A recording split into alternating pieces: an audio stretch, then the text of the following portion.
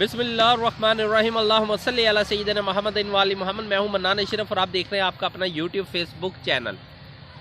देखिए, मैंने पहले भी खबर दी थी कि 23 दिसंबर को इमरान खान असम्बलियाँ तहलील कर रहे हैं और दोनों असम्बलियाँ तहलील हो रही हैं। आपने उनके जो लास्ट जो उनका खिताब है कौम से और इसके अलावा जलसे से भी खिताब था, वो आपने सुन लिया होगा, उससे अंदाज़ा हो गया होगा कि 23 दिसंबर को इमरान खान असम्बलियाँ तहलील कर रहे हैं। अच्छा, इमरान खान ने असम्बलियाँ तहलील करनी, उसके बाद क्या होना, एक तो बहुत बड़ा सवाल ये हो जाता है। फिर दूसरे नंबर के ऊपर नवाज शरीफ ने बाजवा साहब ने नवाज शरीफ के साथ कुछ वादे किए हुए थे, क्या वो वादों पे पूरे उतरे कि नहीं उतरे। और फिर इसके बाद एक चीज़ बड़ी अहमियत थी कि परवेज़ इलाही साहब ने कौन से ऐसे मुतालबात इमरान खान के साथ रखे हैं कि 24 घंटों में, आपने पीछे खबर भी सुनी होगी कि 3 दफ़ा मुनिस इलाही साहब की एक मुलाकात भी हुई और इसके अलावा परवेज़ इलाही साहब ने एक ख़ास मुलाकात की।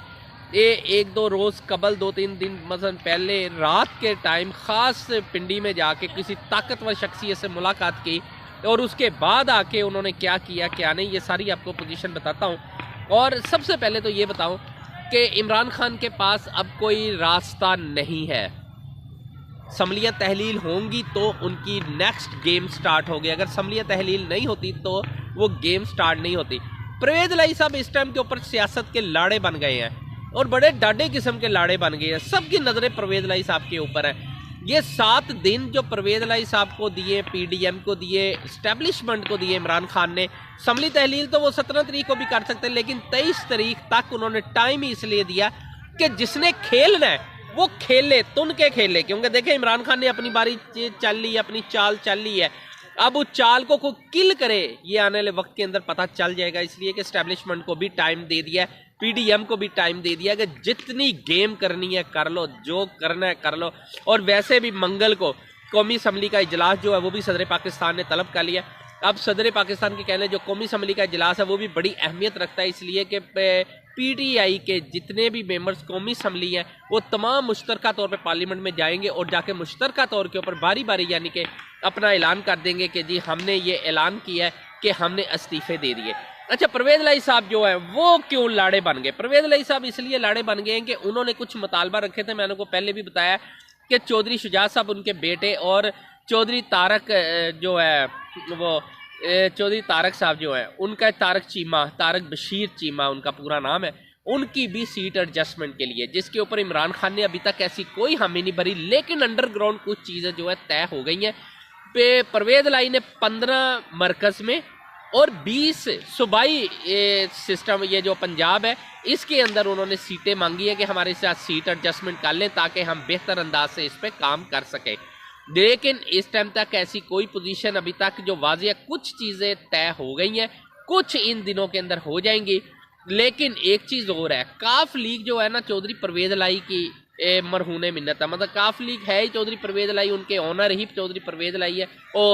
चौधरी शुजात साहब हैं, चौधरी परवेज़ इलाही उस काफ लीग की टिकट तो ले सकते हैं या आज़ाद लड़ सकते हैं। अब चौधरी शुजात साहब को भी इस बात की बखूबी अंदाज़ा है कि इस टाइम के ऊपर PTI के साथ ही अगर सीट एडजस्टमेंट हो तो वो विनर है, वरना वो विनर नहीं है। परवेज़ इलाही साहब मजबूरन इमरान खान के साथ आके बैठे हैं, मुनस इलाही भी बैठे हैं। मैं आपको बहुत अरसे से ये बात कह रहा हूँ कि परवेज़ इलाही और मुनस इलाही की मजबूरी है कि वो इस इमरान खान के साथ जुड़े हुए हैं। उन्हें पता उनकी सियासत किल हो जाएगी, उनकी सियासत ख़त्म हो जाएगी अगर उन्होंने परवेज़ इलाही ने अगर इमरान खान का साथ छोड़ दिया। क्योंकि जब कौम जाग जाती है ना, जब लोग जागते हैं तो हालात बहुत चेंज हो जाते होते हैं। देखिए, भुट्टो के दौर के अंदर कौम बाहर निकली और भुट्टो जो है वो जीत गए, और उसके बाद जब कौम निकली तब हालात जो है तब्दील होना शुरू हो गए। यूं ही जो इतनी चौधरी इफ्तिखार जो हैं उनकी जो तहरीक थी, ये जो बहाल होने की तहरीक है, वो यूं ही मतलब कामयाब हो गए। उसके अंदर अगर वकला बाहर निकले, अवाम बाहर निकली है तो आखिर वो कामयाबी भी मिली है। अगर वो बाहर ना निकलते कामयाबी नहीं मिलती, क्योंकि लोगों को पता चल गया था कि अवाम जब जाग जाती है ना तो वो अपना हक लेके रहती है। इमरान खान जो है आज इतने बड़े किंग बन गए हैं, वो इस वजह से नहीं बने कि उनके अंदर बहुत सी खूबियां, हो सकता है बहुत सी खामियां भी होंगी, लेकिन इमरान खान को एक बात पता है कि अवाम उनके साथ खड़ी हो गई है। अब वो जैसे दिल करेंगे ललकारे मारेंगे। और देखें उसके बाद क्या है, इस्टेब्लिशमेंट। अब इस्टेब्लिशमेंट के पास भी टाइम है और बड़ा डाटा टाइम है कि जी इस्टेब्लिशमेंट के पास 8 दिन है, 8 दिन के अंदर वो कोई भी गेम कर सकते हैं, चाहे तो न्यूट्रल भी रह सकती हैं। ये न्यूट्रल वो नहीं है जो बार बार इमरान खान साहब कहते रहते हैं कि जी ये जानवर है, ये फलां, ये वो न्यूट्रल, मतलब न्यूट्रल का मतलब है बिल्कुल ही साइड पे आप हो जाए, सियासत से किनारा कशी कर ले।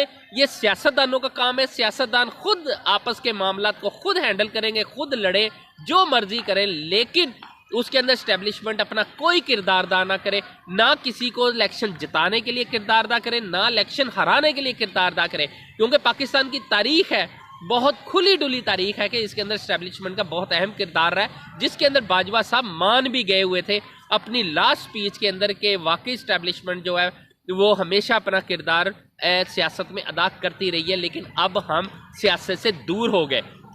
लेकिन उनका दावा थोड़ा सा यहाँ गलत हो जाता था कि उन्होंने दावा तो कर लिया 2021 का, लेकिन 2022 के अंदर रजीम चेंज ऑपरेशन हो गया और उसके अंदर बहुत सी बातें खुल के मैदान में आ गई। अब वो उसके ऊपर ही अगर तफ्तीश हो जाए, सिर्फ रजीम चेंज के ऊपर अगर तफ्तीश हो जाए, तो आप जानते हैं फिर कितने लोग उसके रगड़े में आ जाएंगे।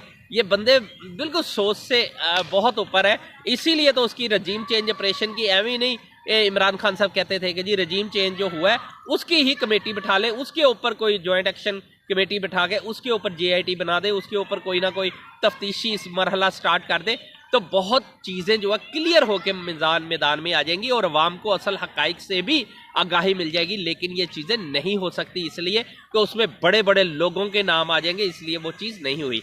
अब एक चीज़ आपको बता दूं कि नवाज शरीफ साहब पर बाजवा साहब से इस बात के ऊपर भी थोड़ा सा यानी कि नाराज़ है कि उन्होंने, बाजवा साहब ने कुछ वादे किए थे कि ठीक है जी इमरान खान नाअहल होगा, इमरान खान सियासत से आउट हम कर देंगे, ये कर देंगे, वो कर देंगे, बड़े बड़े वादे होते हैं।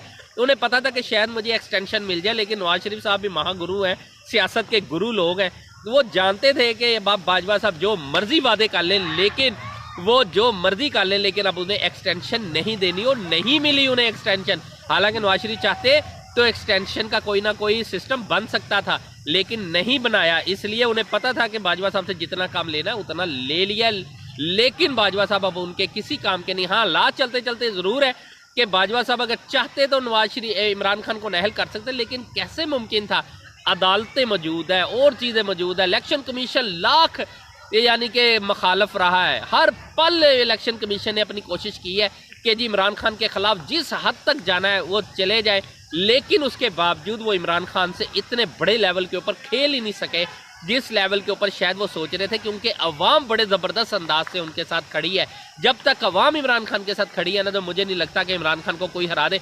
ये जोर लगा लें जितना मर्जी, लेकिन मैंने बहुत से लोगों को, अच्छा चलते चलते एक बात और है, बड़ी अहम खबर है कि नून लीग भी डिवाइड हो चुकी हुई है। नून लीग के अंदर एक ग्रुप कह रहा है कि फौरन अदम एतमाद ला के इस इलेक्शन को रोका जाए, ये जो तहलील हो रही है इन्हें रोका जाए, इसलिए कि हमारे पास कोई ऐसा तरीका नहीं है कि हम इलेक्शन में जाएं और अवाम हमें वोट दे दे। ये चीज़ बहुत ज़्यादा काउंट करती है। लेकिन एक बात बड़ी अहम है कि क्या अगर वो इलेक्शन के अंदर जाते हैं तो क्या वो इलेक्शन में जाके विन भी हो सकेंगे कि नहीं? ये चीज़ें जो है ना वो नून लीग को रात को सोने नहीं दे रही हैं। कोई इलेक्शन अभी तक ऐसे कोई हालात पैदा नहीं हो सके, इसलिए कि मरकज जो है ना शहबाज शरीफ साहब, नवाज शरीफ साहब इसलिए टाइम मांगने की कोशिश कर रहे हैं PDM कि ताकि हम कोई ऐसा रिलीफ अवाम को दे सके ताकि कल को उसी बेस के ऊपर अवाम के अंदर जाके हम ये कह सकेंगे जी हमने बिजली सस्ती कर दी, हमने पेट्रोल सस्ता कर दिया, हमने गैस सस्ती कर दी, हमने महंगाई का तोड़ कर लिया, हम अभी बहुत कुछ करना चाहते थे, हम जनाब आला मैं कहता हूँ कि तबाही फेर सकते थे महंगाई की, हम जनाब चांद तोड़ के अवाम की झोलियों में डाल सकते थे, हम सितारे जनाब आला अवाम बना सकते थे, हम पेरिस बना सकते थे पाकिस्तान को, हम जनाब यूरोपियन इस यानी कि इंसाफी माहौल दे सकते थे, हम थानों का कल्चर पूरा तब्दील करना चाह रहे थे और कर लिया था। लेकिन ये सारे जो है ना वो लॉलीपॉप है और लॉलीपॉप अवाम पहले बहुत तंग आ गई। 75 साल से सिर्फ ये सियासतदान लॉलीपॉप ही तो दे रहे हैं और इनके पास है क्या। अब चलते चलते एक बात और है कि क्या बाजवा साहब अपना जो वादा था वो लास्ट टाइम रिटायरमेंट के बाद भी पूरा कर पाएंगे कि नहीं कर पाएंगे? मुझे नहीं लगता है कि उनके पास अब इतनी पावर है, वो कर ले इस्तेमाल जितनी भी पावर है, लेकिन अवाम जाग गई है। अब जब अवाम जाग जाती है ना तो फिर बड़ा तबले जंग होता है। फिर सियासतदानों को, जो करप्ट सियासतदान है जिन्होंने मुल्क का बेड़ा गर्क किया, मुल्क को 75 सालों से लूटा, मुल्क की तबाही फेर दी, आज हम जनाब बिल्कुल यानी कि ख़त्म हो चुके हैं। ये मुल्क जो है इसके अंदर दिवालियापन आ चुका हुआ है। ये दिवालिया की स्टेज के ऊपर यही नालायक किस्म के जो सियासतदान हैं इन्होंने ही ला के बेड़ा गर्क किया है। अगर यही लाइक होते तो 75 साल के अंदर हम इस स्टेज के ऊपर ना पहुंचते कि हम हर साल हर महीने यानी कि एक एक रुपए को तरसते हैं। एक एक हमारे पास अगर 2 माह का यानी कि पैसा आ जाता है, IMF हमें पैसा देता है तो हम 2 माह सुकून से गुजार लेते हैं, फिर हम उसके कदमों में जाके बैठ जाते हैं। तो भैया हम अपने मुल्क की बर्बादी खुद कर रहे हैं। इसीलिए लोग इमरान खान की तरफ देख रहे हैं कि शायद यहाँ से कोई अच्छे हवा का झोंका मिले और पाकिस्तान तरक्की करे। इमरान खान के साथ भी लोग इसीलिए असलत जुड़े हैं कि वो पाकिस्तान के बारे में सोचता है, वो अपने बारे में नहीं। जिस दिन इमरान खान अपने बारे में सोचेगा उस दिन शायद लोगों की राय भी तब्दील हो जाएगी। मनान अशरफ को चलते ज़्यादा दीजिए, अपने चैनल का बहुत ख्याल रखिएगा। अल्लाह हाफिज़।